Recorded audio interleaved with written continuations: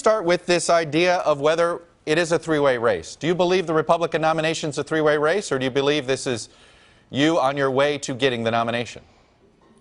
Well, I think I have a big advantage, but it's certainly a three-person race, and you have a couple of other people that are very talented there too. So we have a five-man race, and I think that it's going to be, it's going to be not easy.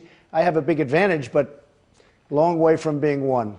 Well, that's very humble of you this morning. Look, it's been a dramatic week of I guess, changes, position changes, even by your standards. On Wednesday, you praised the health care mandate. By Friday, you said to abolish it. On Saturday, you said Planned Parenthood did wonderful things. On Thursday, you said you defund it. Similarly, at the debate, you called George W. Bush a liar. You sort of backtrack on that later in the week. It comes across, are you taking positions that you believe, and or are you sort of, as things get heated, are you switching at the last minute? What are we to make of all this week?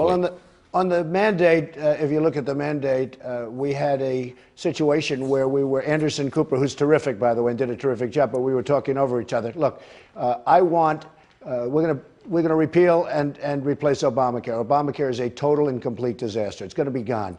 We're going to come up with a great health care plan, whether it's health care savings accounts, with a lot of different things. We're going to get rid of the lines between states. We're going to have great competitive bidding. But I say all the time, you can call it anything you want. People are not going to die in the middle of the street. Right. People are not going to die on the sidewalk if I'm president. Well, let me get something definitive from you on this. Chuck, I say that, right. I say that to packed houses with thousands and thousands of people, Republicans mostly, and I get standing ovations.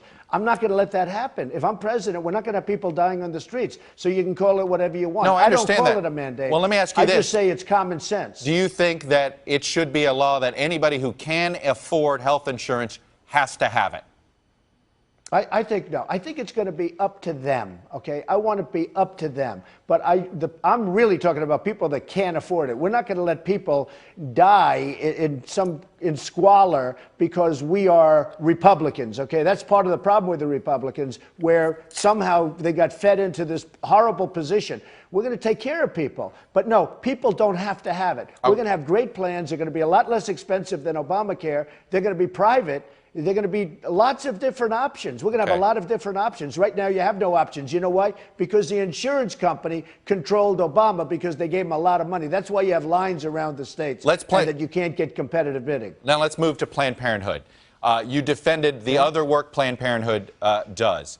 And now you said you defunded. Now the government will say, Democrats will say the money they give to Planned Parenthood does not go to abortions, that the money they give to Planned Parenthood only goes to other women's health issues, including mammograms and things like that. If you knew the government money were only going to that, would you support funding Planned Parenthood? Yeah, if it didn't have to do with abortions, look, I understand it. I have many, many friends who are women who understand Planned Parenthood better than you or I will ever understand it. And they do some very good work. Cervical cancer, lots of women's health issues are taken care of. I know one of the candidates, I won't mention names, said, we're not going to spend that kind of money on women's health issues. I am. Planned Parenthood does a really good job in a lot of different areas, but not on abortion. So I'm not going to fund it if it's doing the abortion. I am not going to fund it. Now, they say it's 3% and it's 4%. Some people say it's 60%. I don't believe it's 60%, by the way, but I think it's probably a much lower number. But Planned Parenthood does some very good work, but I would defund as long as they're doing abortions. All right, let me move to the issue of Iraq. Obviously, a couple clips came out. Let me play you the Howard Stern clip in 2002. Okay? Sure. We have an idea who the enemy is, and a lot of times the politicians don't want to tell you that. Are you for invading Iraq? Yeah, I guess so. I wish it was. I wish the first time it was done correctly. Now, clearly, you didn't sound like an enthusiastic supporter of the war, but I am curious of the second part of that quote. The first time I wish the first time it was done correctly. What do you mean by that? Well, what I mean by that is it almost shouldn't have been done. And, I really don't even know what I mean, because that was a long time ago, and who knows what was in my head. I think that it wasn't done correctly. In retrospect, it shouldn't have been done at all. It was sort of, it was just done. It was just, we dropped bombs. Now, if you look back, actually, that was probably the correct way of doing it, not going in and not upsetting, giving them a lesson and not. I mean, I think Senior actually did a pretty good job of what he was doing. He went in, he taught him a lesson. What happened is he was taunted because Saddam Hussein was saying, we drove back the Americans, the ugly Americans were driven back, the power of Iraq, the power. Well, weren't driven back. He just decided not. General Schwarzkopf and others said, maybe let's not go in. I'm not sure, although I think Schwarzkopf actually maybe wanted to go in. I think he maybe did the right thing. I can say this. If you look at my conversation with Howard, who's a friend of mine, who's actually a very good person and a good guy, different from what you see on the radio. Okay, I will tell you. But if you look at my conversation, that was probably the first time. Don't forget, I was in business. I was a businessman. I was a real estate man and a businessman. That was the first time I think that question was ever even asked of me. That was long before the war took place. That was, many, many months before the war took place. And you could see by my answer, I wasn't exactly thrilled. Joe Scarborough just released something yesterday, more on point, much nearer. And he put out a tweet saying that, Trump is right. Look what he just said. So you have to take a look at that. But regardless, the war in Iraq was a disaster. It was probably the worst thing. If you look at the Middle East now, all started because of that horrible decision to go into Iraq. And you know what we end up with? Nothing. We spend $2 trillion. We have thousands and thousands of lives killed, just thousands, carnage. And we have wounded warriors who I love all over the place, right? And we have nothing. And Iran is now taking over Iraq. They've been trying to for many, many decades, and now they're finally taking over Iraq. As we sit here, they're taking over Iraq. We get nothing. Let me give you one more issue where you sort of went counter to what is perceived as Republican orthodoxy, and that is on the issue of Israel and the Palestinians.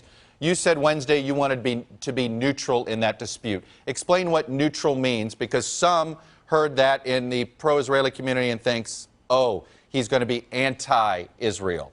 Explain what you mean by neutral. They want me, look, no, I'm very pro-Israel. In fact, I was the head of the Israeli Day Parade a number of years ago. I did a commercial for Netanyahu when he was getting elected. He asked me to do a commercial for him. I did a commercial for him. I am. But I don't want to be, look, the hardest thing to do is that in terms of deal, if you're a deal person, right, the ultimate deal is that deal. Israel, Palestine, if you're going to make it, that probably is the hardest deal there is to make. People are born with hatred. They're taught hatred. And I have to say, it's mostly on the one side, not on the other side. But they're taught hatred. I say this. If I'm going to be president, I'd rather be in a position, because I will try the best I can, and I'm a very good deal maker, believe me, to try and solve that puzzle. You're not going to solve it if you're going to be on one side or another. Everyone understands that. If I'm going to solve the problem, I want to go in with a clean slate. Otherwise, you're never going to get the cooperation of the other side. So that's all I'm saying. Donald Trump, I'm going to leave it there. Again, congratulations on your big win. Stay safe on the trail. We'll be watching. Hey, NBC News fans, thanks for checking out our YouTube channel. Subscribe by clicking on that button down here, and then click on any of the videos over here to watch the latest interviews, show highlights, and digital exclusives. Thanks for watching.